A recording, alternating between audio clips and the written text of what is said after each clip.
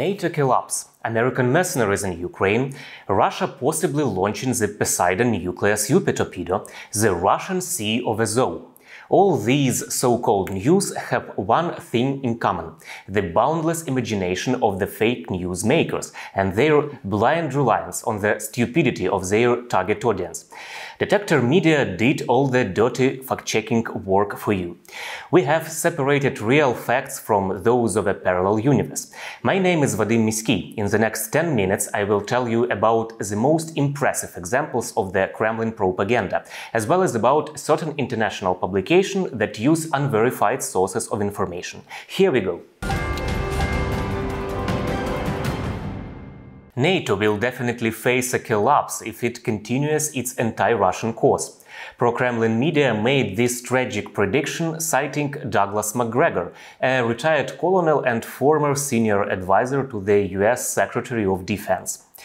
In his opinion, most alliance members prefer not to enter in an open military conflict with Moscow. Also, among the NATO members, it is just Poland that wants a war with Russia. NATO will vanish if support for Ukraine continues, predicts McGregor. Kremlin propagandists have always ignored journalistic standards. What we mean is, firstly, getting your data from several authoritative sources. Secondly, analyzing the reputation of speakers whose words were used to cook up the misleading conclusions. However, this has proven effective for Russian propaganda. They often use the opinion of a retired military or a minor politician and present it as the official position of a country. Almost since the beginning of Russia's full-scale war in Ukraine, McGregor has been constantly talking about Kyiv's inevitable defeat. The reason for his odd statements about the alliance is obvious. NATO countries will never recognize the Russian annexation of Ukrainian territories. First 5 days, Russian forces, I think, frankly, were too gentle. They've now corrected that. So I would say another 10 days, this should be completely over. But the question is, what is it that Zelensky is going to do? The Russians have made it very clear what they want is a neutral Ukraine. This could have ended days ago if he accepted that. And then they can adjust the borders. But the eastern part of Ukraine is firmly in Russian hands. But again, the Russians are not seizing territory. They're destroying Ukrainian forces. That's their focus. NATO allies do not and will not recognize any of this territory as part of Russia. We call on all states to reject Russia's blatant attempts at territorial conquest. These lands are Ukraine. Donetsk is Ukraine. Luhansk is Ukraine. Kherson is Ukraine. Zaporizhzhia is Ukraine, just like Crimea is Ukraine. $1,000 to $2,000 a day. That's what the US allegedly pays to recruit mercenaries in Ukraine. This fake was manufactured by the Kremlin media. As it goes, American mercenaries are hired to fight in Ukraine. To support this claim, they cite an announcement on the website of the American recruiting agency Silent Professionals. It is a job vacancy in the field of security and safety in Ukraine. However, it is worth mentioning that it is not about fighting in the war. The vacancy is for extraction protective agents. The employer is looking for specialists for evacuation operations in Ukraine. Stop Fake reports that the mass recruitment of mercenaries, according to the propagandists, it's really a handful of agents and teams for evacuation and extraction. This vacancy ad cannot be proof that mercenaries are fighting for Ukraine. Foreign citizens who do fight for Ukraine are not mercenaries. They are officially enlisted in the Ukrainian army. Foreign legionnaires join volunteer units. They do not demand money. Most of them have ideological reasons to defend Ukrainians. Obviously, the propagandists were inspired by the Russian army. The Russians have brought quite a lot of mercenaries to Ukraine, who are in it just for the money. Let's discuss geographical fakes now. As the propagandists claim, the Sea of Azov has become an exclusively Russian inland sea. Russian media covers this story a lot. They say it happened after the accession of Donetsk, Luhansk, Zaporizhia and Kherson regions to Russia. However, it is too early to print new maps. None of the democratic countries have recognized their referenda in the temporarily occupied regions of Ukraine.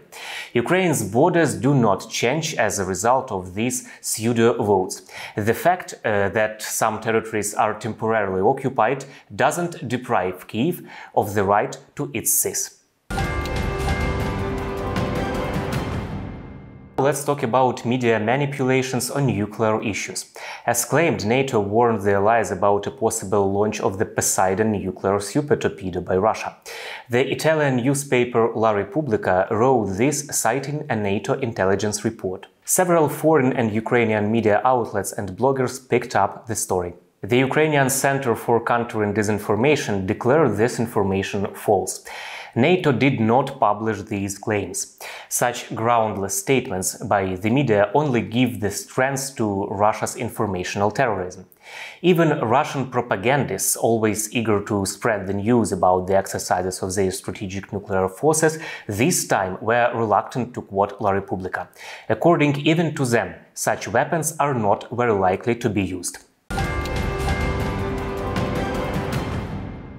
How to strike the viewer in the very heart with information, to overwhelm them with emotions so strong that their critical thinking turns off entirely. Here is an example. The armed force of Ukraine opened fire at a convoy of refugees in Kharkiv region, killing 30. A compassionate person is instantly shocked and outraged. Russian propaganda media and pro-Russian bloggers spread this tragic news, citing Rodion Miroshnik, self-styled ambassador of the occupied part of the Lugansk region.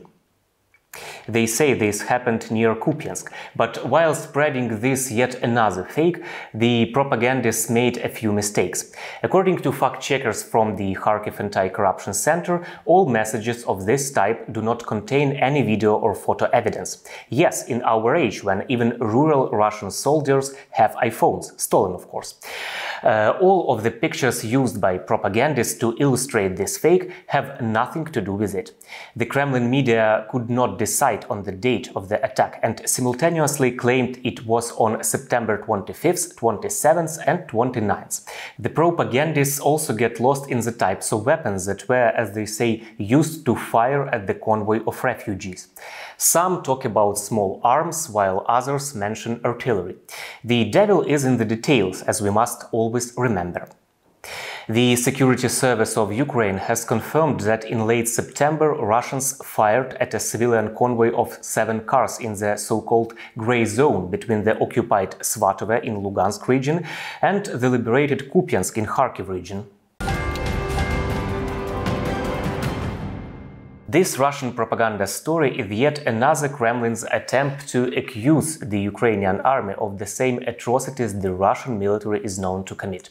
On September 30th, a Russian missile attack on a civilian humanitarian convoy in Zaporizhia killed 30 people and injured almost 100. Neo-Nazis and Banderas, initially these mythical heroes, were the pretext for the full-scale invasion. Although later the Kremlin constantly changed the motives for the attack on Ukraine, the propagandists did not abandon this story. They claimed that anyone who does not support Ukrainian nationalism will be executed in the liberated territories. That's very original and, most importantly, fresh. Anonymous Telegram channels are pushing the idea that the Ukrainian counter-offensive is about returning territories, not liberating people. People with different views live in the liberated towns and villages. Some were waiting for the Ukrainian army and others wanted to return to the USSR and praise the Russian invaders. However, no one from the Ukrainian military and the security service persecuted them, let alone threatened them with death for their views.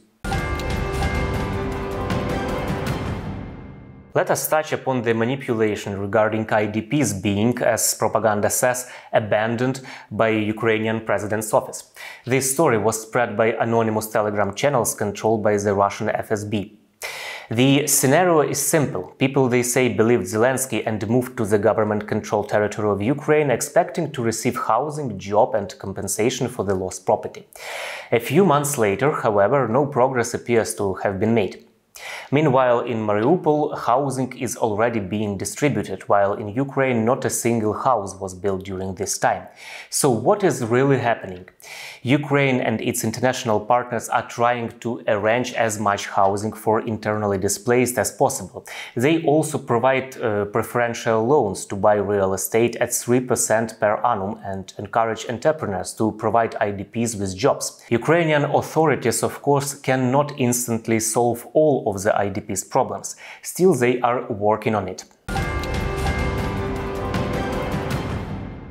Russia doesn't stop reporting fake victories. Russians buried 24 tons of ordnance in the Kherson region to stage a video about a military victory. Ukrainian war reporter Andriy Tsaplienko discovered a staged video produced by the Russians as a video report about a fake victory. He shared the footage from a recon drone. It later turned out that in the Kherson region, the Russians lined trenches with naval mine warheads. After that, the Russian tank supposedly destroyed a Ukrainian ammo dump with one shot. The formula is not new, but it is strange. So much time and effort are spent on props to obscure the real picture. We won't trade warm offices for trenches. According to the Kremlin propagandists, this is what all Ukrainian politicians think, without exception. They say some Russian MPs, unlike Ukrainian ones, went straight to the front line. Meanwhile, the Russian politicians are not in a hurry to go to the battlefield, only making excuses instead. Повестка пришла прямо перед поездкой в Донбасс. И меня дома не было. Ну, на следующей неделе я поеду, обязательно явлюсь в военкомат. This is false. According to Stop Fake fact-checkers, several current and former MPs personally joined the Ukrainian army to fight for the country. Among those who defend Ukraine from Russian invaders are MPs from the Holos faction, Roman Kostenko and Roman Lozynsky, and MPs from the European Solidarity faction, Mikhailo Zabrodsky, Volodymyr Vyatrovich and Andriy Parubiy.